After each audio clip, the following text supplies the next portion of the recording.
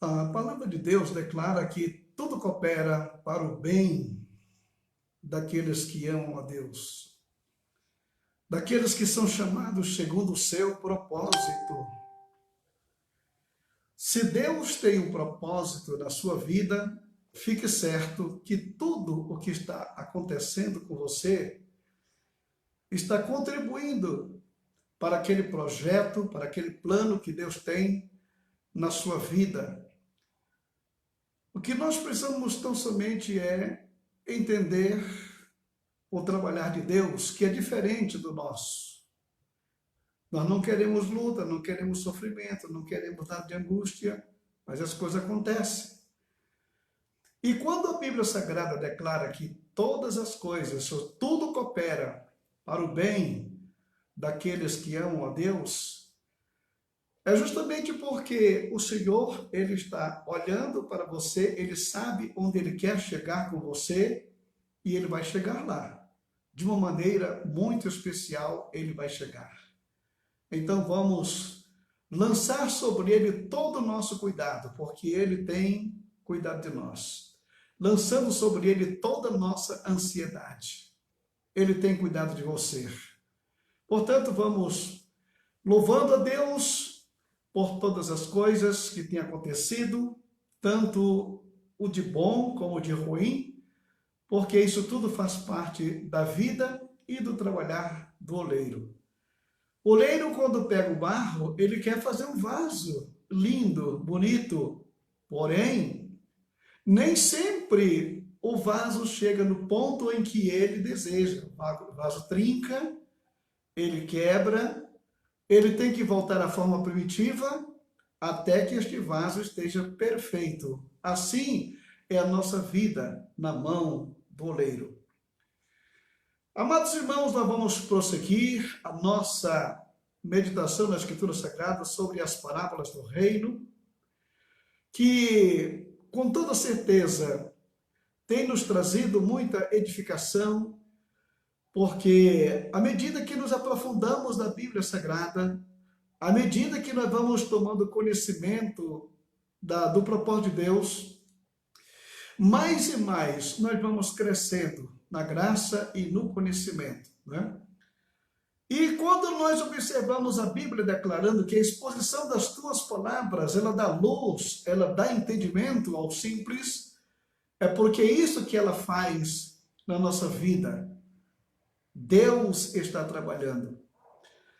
E aqui, no livro de Mateus, onde nós estamos encontrando essa série de parábolas, nós verificamos ontem sobre aquela sublime parábola dos trabalhadores da vinha, né? Onde tivemos aquela lição extraordinária, que ele pagou o mesmo salário para quem começou de madrugada, ele pagou para aqueles que chegaram por último, na 10ª hora. Existem várias interpretações com respeito a este assunto, né? Uns declaram que a madrugada foram os profetas que começaram lá, como o próprio Jeremias, ele declara, eu comecei de madrugada. Às 9 horas da manhã, terceira do dia, nós verificamos no Pentecoste, esses homens não estão embriagados, sendo esta a terceira hora do dia. A 6ª hora do dia, meio-dia, na casa do centurião Cornélio, onde os gentios foram também enviados para a vinha. Às 3 horas da tarde, vemos aquele outro grupo, e a 10ª hora, que não aparece o nome, porque sou eu e você que chegamos já agora no final. Aí os últimos serão os primeiros. A recompensa começou a ser paga pelo último. Agora, aquele que começou lá no princípio, que verificou que aquele que chegou no final ganhou o mesmo que ele ganhou, ele reclamou. Enfrentamos o dia todo e ganhamos a mesma quantidade que esses que chegaram agora, 1 hora atrás. E naquele momento o Senhor foi e disse, nós não combinamos um salário contigo? Eu não te paguei o teu salário? Então toma o que é teu e vai embora daqui. Por que você acha ruim porque eu sou bom? Se eu quero dar a este o mesmo que eu dei para vocês, eu sou o dono, eu sou o soberano, eu sou o Senhor, eu faço aquilo que bem me apraz. Então, a misericórdia de Deus é tão grande, é claro que aquele cidadão não merecia ganhar o mesmo que o outro ganhou, mas acontece que o dono da vinha, ele observou algo interessante, que ele teve a felicidade de encontrar aquele grupo de madrugada, outro grupo às 9, outro grupo ao meio-dia, outro às 3 da tarde, outro às 5 horas da tarde. E ele perguntou para aquele que chegou na última hora: o que estão fazendo aqui ociosos até agora? É porque ninguém nos contratou. Aqueles homens também estavam o dia todo esperando uma oportunidade. A oportunidade chegou no final do dia. Mas o que o dono da vinha observou é que aqueles homens tinham família, eles tinham filhos, eles tinham pessoas para sustentar e dependiam daquilo. De maneiras que a bondade do Senhor chega a este ponto tão extraordinário, né? E hoje nós vamos tratar sobre a parábola, ou a figueira estéril, que se encontra no capítulo 21, na continuação destas magníficas parábolas, né? Encontramos aqui esta parábola que nos ajuda a entender muitas coisas na palavra de Deus. A partir do versículo 1, você sabe que Jesus Cristo está agora nos últimos dias, na última semana da sua vida aqui na terra. Ele sai de lá, da Galileia, está vindo para a Judéia, e chega o momento em que ele vai adentrar em Jerusalém, no dia 10 do mês de Abibe, porque ele seria supervisionado até o dia 14, como era feito com o cordeiro quando era separado para a Páscoa. Ele era separado no dia 10 e supervisionado para ver se tinha algum defeito até o dia 14. Então ele seria dado pronto para o sacrifício. E foi justamente o que aconteceu naquele último dia, quando Pôncio Pilatos chegou e disse: eu não vejo culpa alguma neste homem. Ou seja, ele não tem defeito. Esta semana de Jesus Cristo em Jerusalém foi realmente um momento de muito tumulto na cidade. Era uma época de festa e, além do mais, Jesus, sendo seguido por uma multidão incrível que queriam seus ensinamentos, queriam ser curadas, queriam seus milagres. E aqui no capítulo 21, versículo 1, declara: quando se aproximaram de Jerusalém, chegaram a Betfagé, ao Monte das Oliveiras, enviou Jesus 2 discípulos, dizendo-lhes: ide à aldeia que aí está dentre vós, e logo achareis presa uma jumenta, e com ela um jumentinho. Desprendei-a e trazei-mos. E se alguém vos disser alguma coisa, respondei-lhe que o Senhor precisa deles e logo os enviará.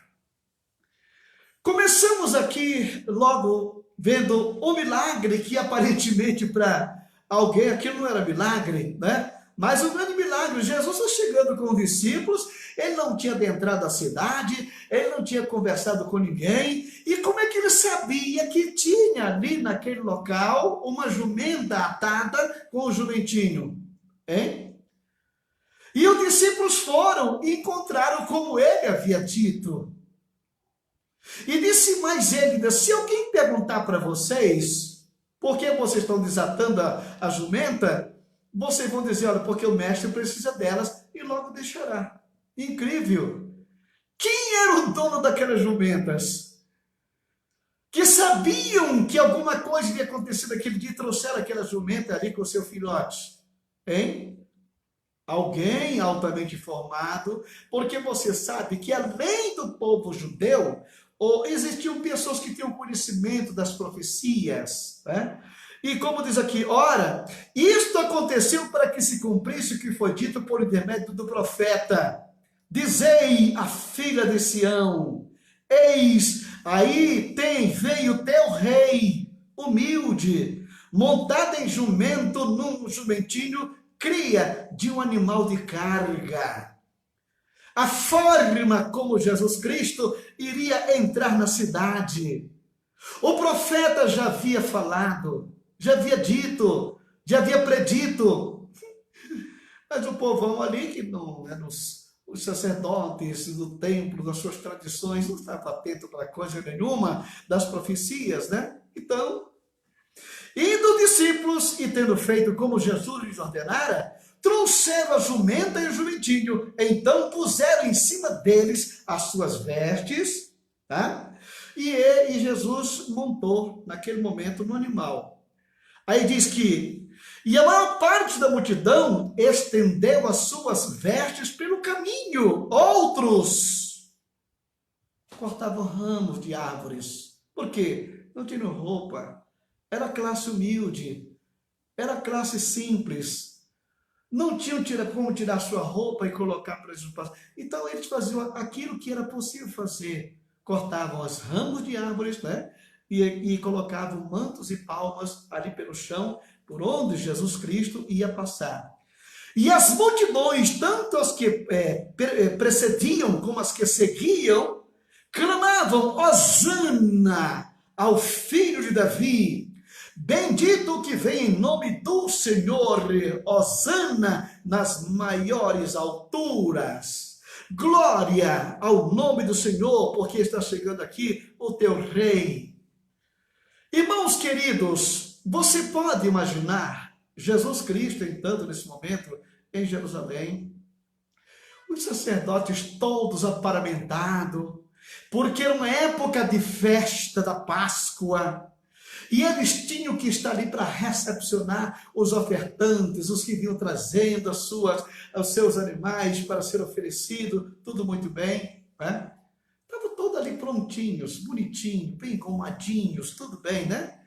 E tendo Jesus entrado no templo, olha só, expulsou todos os que ali vendiam e compravam. Também derrubou as mesas dos cambistas e as cadeiras dos que vendiam pombas.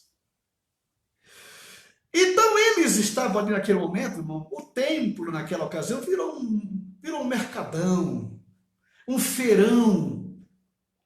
Muitas pessoas que vinham de cidades distantes, eles não tinham como trazer muitas vezes um cordeiro no pescoço, ou vir puxando, porque era longe, então traziam dinheiro para no momento comprar ali no feirão e oferecer um sacrifício que não lhe custou o sacrifício de cuidar, de tratar, de alimentar. Não, comprou já prontinho, pacote pronto, né? Estavam ali os cambistas, porque viam gente de muitas partes do mundo, e para comprar na moeda local tinha que fazer o câmbio, então era um comércio lucrativo, rentoso, e os sacerdotes, meu filho, gostavam daquilo, porque eram renda que entrava no tesouro, renda que iria naturalmente aumentar a conta poupuda do templo. Naquela época, mas Jesus chegou ali e colocou aquilo tudo por terra. Ele foi expulsando os cambistas, virando mesas dos que vendiam as pombas e soltando aqueles animais que estavam ali, né? Então diz aqui, e vieram ele no templo cegos e coxos. E no versículo 13, ele declara, e disse-lhe, está escrito, a minha casa será chamada casa de oração. Casa de oração, vós porém transformai em covil de salteadores. Olha só, covil de salteadores. Irmãos queridos, vou lhe contar uma coisa. Em defesa da pureza, da santidade, tanto Davi como Jesus, eles não poupavam nada.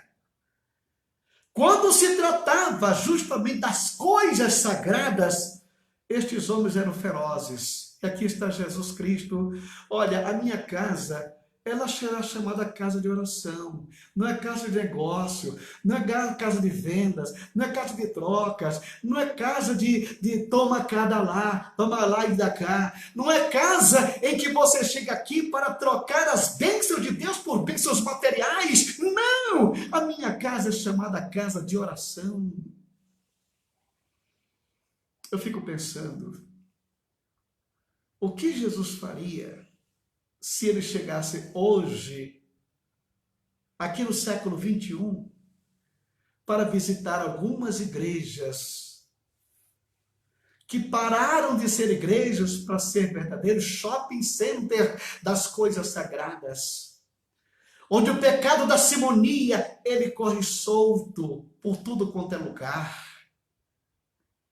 Descaradamente, elementos pegam e começam a vender copo d'água, começam a vender pedra santa, água do Rio Jordão, e água do Mar Morto, e não sei de onde, e as pessoas iludidas, venha e pegue aqui o seu menorá, o castiçal, e tudo muito bem, porque você vai levar isso para casa, e a bênção de Deus vai te acompanhar, e pague, e o elemento paga fortuna por essas coisas. O elemento às vezes está numa miséria tremenda, numa situação difícil, e essas pessoas simplesmente, como os sacerdotes daquele tempo, fizeram do templo casa de negócio.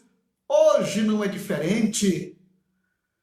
Eu não sei o que Jesus faria se chegasse hoje neste mundo e visse a casa dele, que deveria ser chamada de casa de oração, local da explanação da palavra, da pregação do evangelho, da salvação que é em Cristo Jesus, encontrasse estes monumentos, estas riquezas, catedrais de cristais, catedrais monumentais, coisas incríveis.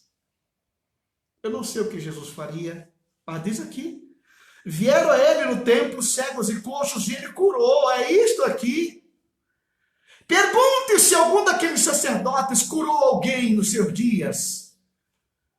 Pergunte se algum daqueles príncipes, chamado príncipe dos judeus, curou um cego, fez um coxo andar, purificou um leproso, liberou um endemoniado. Pergunte.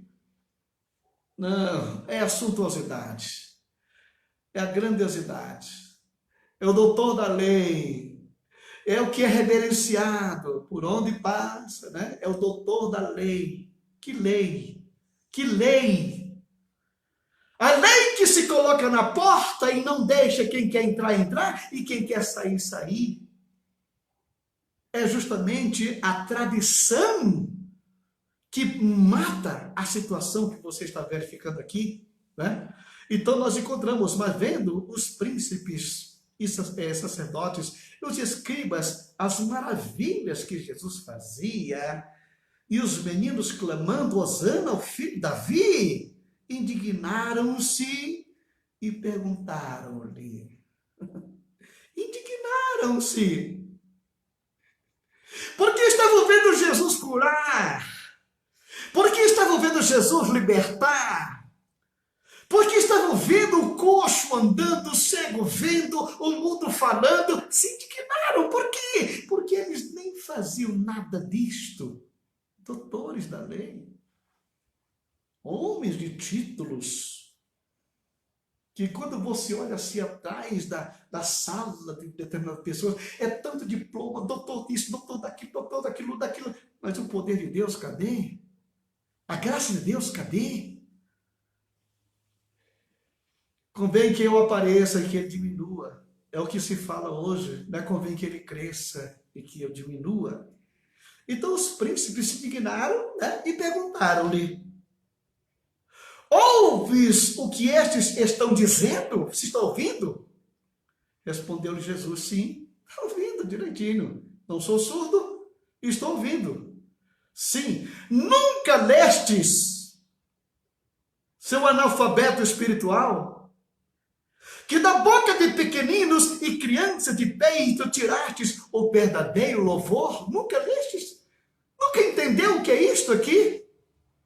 Irmãos, aqueles homens estavam aquele cabedal, pegavam aqueles 613 preceitos da lei e aquilo decorado na ponta da língua. Ter aquilo tudo na cabeça, mas não ter no coração, não adianta nada. Não adianta nada. Dizer, faça o que eu digo, mas não faça o que eu faço, isso é muito fácil. E nesse momento, deixando, saiu da cidade para Betânia. Betânia, né? Casa da pobreza. Onde pernoitou? Ali você sabe que lá em Betânia tinha uma família humilde, simples, Marta, Maria e Lázaro. Jesus não ia para o hotel 5 estrelas. Ele não ia para hotéis de proporção gigantesca. Não. Ele podia perfeitamente ficar na cidade, se hospedar na casa de amigos ilustres que ele possuía, né? Mas era melhor mesmo para a casa de Marta, Maria e Lázaro. A casa da humildade, da simplicidade. É isso que Jesus Cristo gosta e é isso que ele quer. Onde pernoitou? Agora, cedo, de manhã, ao voltar para a cidade, ele teve fome. Ele teve fome. Às vezes alguém pergunta, mas será que Marta e Maria não tinham nenhum cafezinho para dar para ele antes de casa? Acontece, irmão querido, que a luta que Jesus Cristo ia travar naqueles dias não lhe permitia dormir. Ele passava a noite em oração, em comunhão com o Pai. Saía em consagração, porque ele sabia que a luta seria terrível. Teve fome. E vendo uma figueira à beira do caminho, aproximou-se dela, e não tendo achado senão folhas, disse-lhe: nunca mais nasça fruto de ti. E a figueira secou imediatamente. Nunca mais nasça, ou seja, fruto em ti. Nunca mais ninguém coma fruto de ti. Irmão, ele amaldiçoou aquela figueira. Jesus nunca tinha feito assim um milagre no sentido de beneficiar, mas aqui está o milagre no sentido de amaldiçoar. Ele amaldiçoou aquela figueira. E vendo isto, os discípulos admiraram-se e exclamaram: como secou depressa a figueira? Jesus, porém, lhe respondeu: em verdade vos digo, que se tiverdes fé e não duvidardes, não somente fareis o que foi feito à figueira, mas até mesmo, se a este monte disserdes, ergue-te e lança-te ao mar, tal sucederá. E tudo quanto pedides em oração, crendo, recebereis. Irmãos queridos, quando nós encontramos aqui esta questão da figueira, que Jesus amaldiçoou, que nunca mais nasça fruto em ti, que nunca mais nasça é porque ela produzia fruto. Era uma figueira frutífera. Tá? Era uma figueira frutífera. Agora, por que naquela hora, naquele dia, naquele momento, naquela época da estação do ano, aquela figueira não tinha frutos, ela só tinha folhas. Árvore frondosa, que se chegava embaixo dela uma sombra magnífica, mas olhava, não tinha nada. Só aquela aparência, aquele aparato. E Jesus, naquele instante, amaldiçoou esta figueira. Por que motivo? Por que motivo? Irmãos, eu vou lhe dizer uma coisa. Quando você lê esta parábola, você olha os comentários. Existem 1001 comentários com respeito a esta figueira e por que Jesus amaldiçoou ela. Começam a falar de estação do ano, que não era a época da produtividade, e que era a época de produção, e que outras que estavam ali por perto tinham, mas por que ele foi naquela? Ele não poderia ir em outra daquela, mas foi naquela que não tinha. Então existem centenas de comentários com respeito a esta figueira. Por quê? Aí começa aquelas explicações de estações, de época, de solo, de terreno, de área, de outras coisas mais para que ela pudesse produzir. E alguém diz, mas por que se essa figueira sabia que Jesus ia passar por ali, por que ela não produziu os frutos para ele? Irmão querido, eu vou dizer para você uma coisa. Uma figueira é uma árvore. É uma planta. Ela não tem juízo. ela não tem inteligência, ela não sabe quem vai passar por ali hoje, amanhã ou depois. Ela não sabe quem está com fome ou quem já comeu. Ela não sabe. Uma árvore, ela é programada pela natureza divina para produzir o seu fruto no devido tempo. Ela não podia, naquele momento, agir contra a sua natureza. Não. Ela estava ali, no lugar de sempre, na estação de sempre, fazendo aquilo. Agora, por que daquela árvore? Aí você pode imaginar, irmãos queridos, que existem algumas coisas que dentro da onisciência divina, ou da sua soberania, as coisas acontecem. Por exemplo, quando Jesus perguntou para Pedro, Pedro, de quem é que os homens recebem os seus impostos? É dos filhos da terra, né? Jesus, naquele momento, ele quis falar alguma coisa, que eu não sou daqui desse mundo, eu já falei disso, né? Mas para não haver complicação, Pedro, pega um anzol e vai lá no mar e pega um peixe. E na boca daquele peixe tem uma moeda. Pega aquela moeda e vai e paga o imposto por mim e por ti. Um peixe tesoureiro? Como é que aquela moeda foi parar na boca daquele peixe? Como é que aconteceu um milagre desse assim tão extraordinário, mas sem ostentação? Pedro deve ter ficado admirado quando jogou a linha e que puxa o peixe, que abre a boca do peixe e lá está o dinheiro. Então você observa que na soberania divina as coisas acontecem como Deus quer. Você imagina Jonas ser lançado na água, lá no Mediterrâneo, saído do porto de Jope, e Deus manda um grande peixe para tragar Jonas e trazer de volta. Um peixe programado, talvez aquele peixe nunca tenha comido uma pessoa. Um peixe talvez tenha comido, mas um ser humano, uma pessoa, eu acho que aquele peixe nunca comeu ninguém. E ele estava ali programado para engolir o Jonas. E com uma recomendação: você tem que manter ele vivo aí dentro. Ele não pode morrer, porque ele é uma figura do Filho do Homem que vai ser sepultado, vai passar 3 dias lá no interior da terra. Está entendendo? Ali está um peixe programado. Aquela pequena inseto que feriu a mamoreira de Jonas, que estava tão bem na sombra, né? Aquele pássaro que trazia carne para o profeta. Você pode imaginar? Irmãos queridos, aquela figueira, ela estava ali de propósito, porque ela iria dar uma lição extraordinária para o mundo daquela época e para o mundo moderno. Muitos profetas que vieram ao mundo, eles com a sua vida foram o sermão. A vida deles era um sermão exposto. E a vida daquela figueira era justamente um desses elementos que de propósito Deus colocou ela ali. Era para produzir, mas não produziu, para que desse uma lição extraordinária. Qual lição?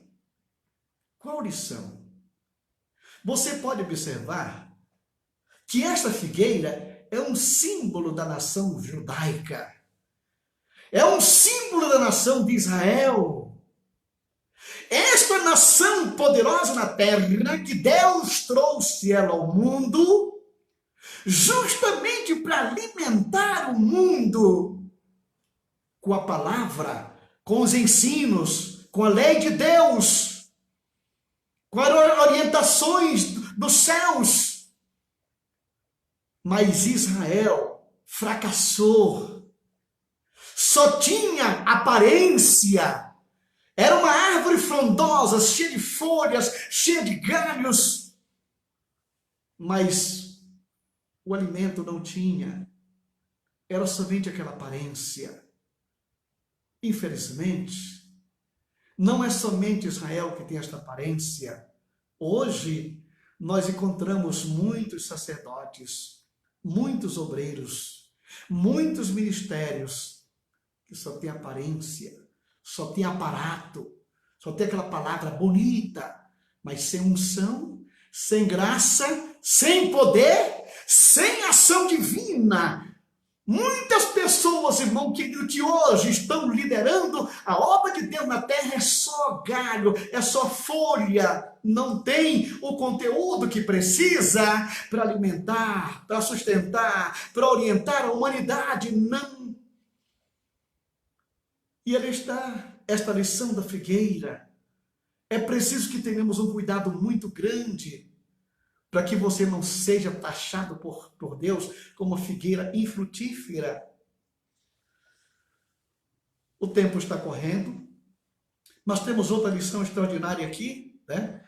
Vendo isso, os discípulos admiraram-se e exclamaram: como secou depressa a figueira? Como? Naquele momento, Jesus tinha descartado a nação judaica. Pouco tempo depois da sua morte, no ano 70, a figueira secou-se.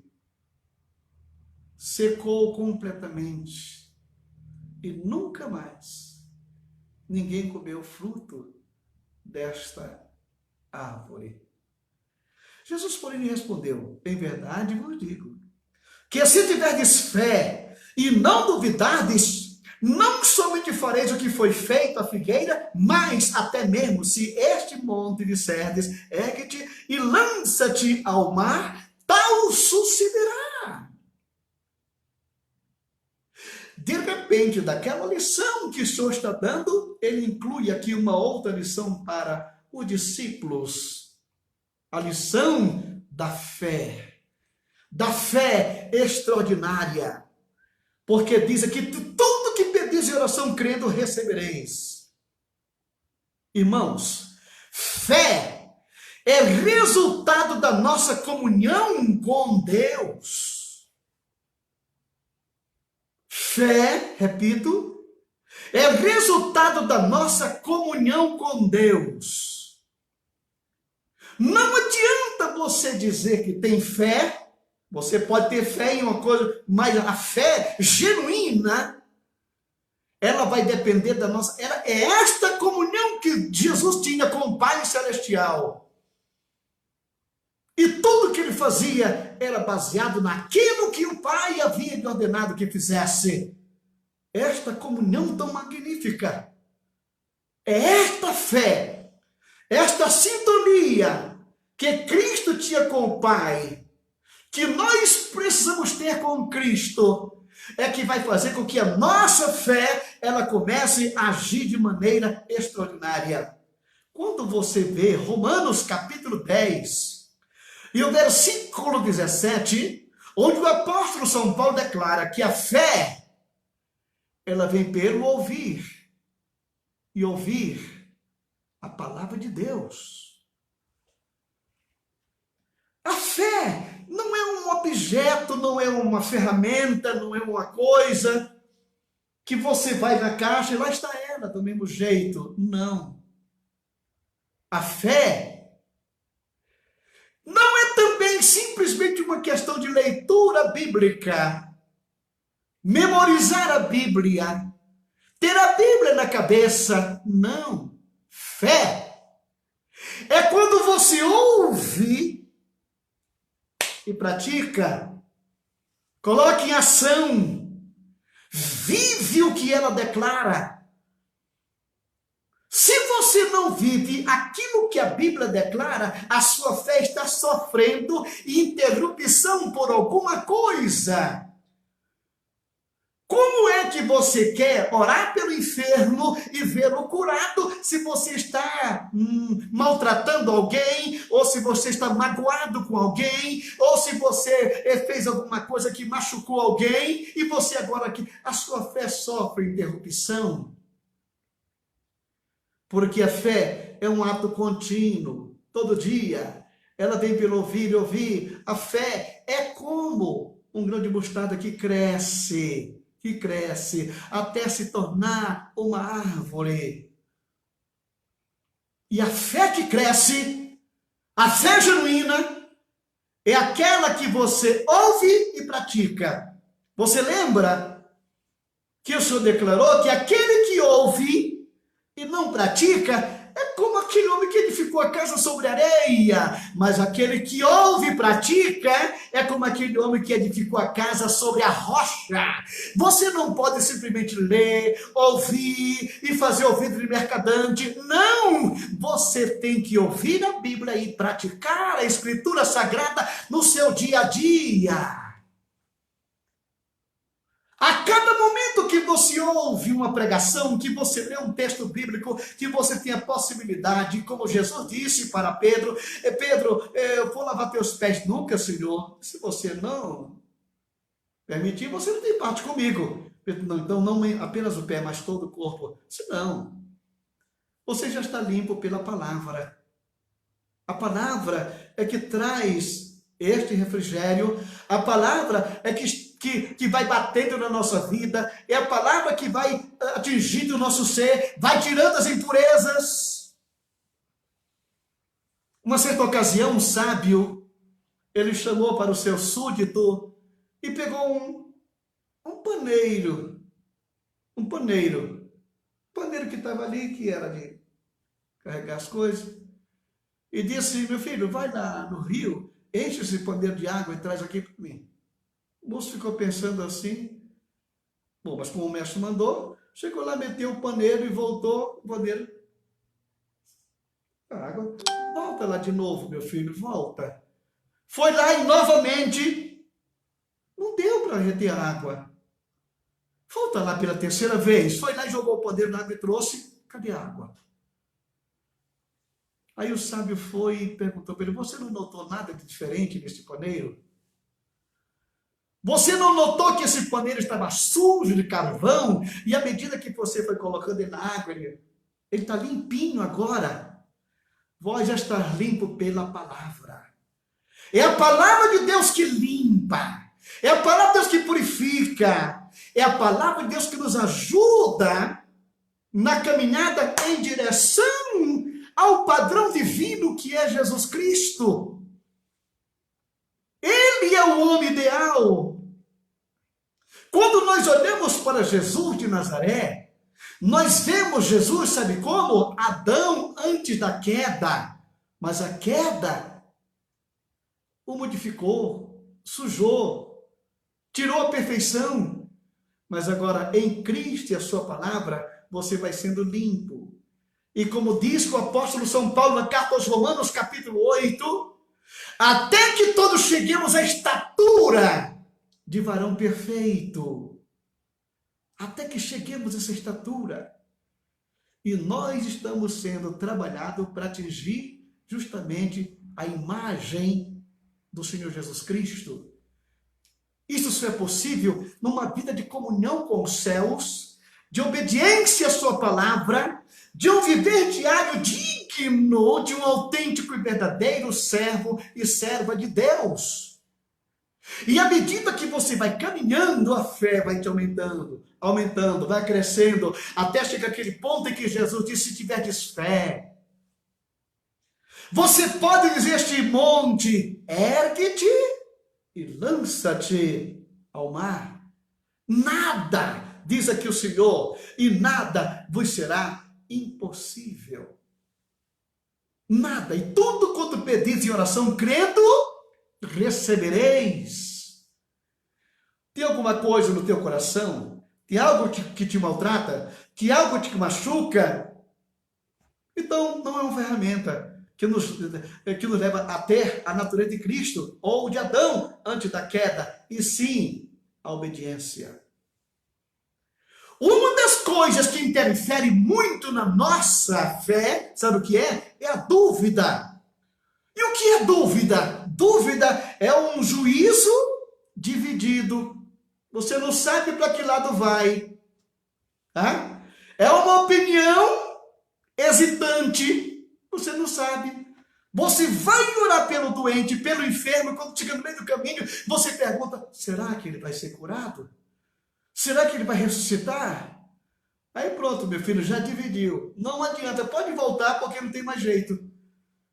Porque a dúvida é o pior ingrediente que existe para que a nossa fé ela possa prosseguir de uma maneira especial.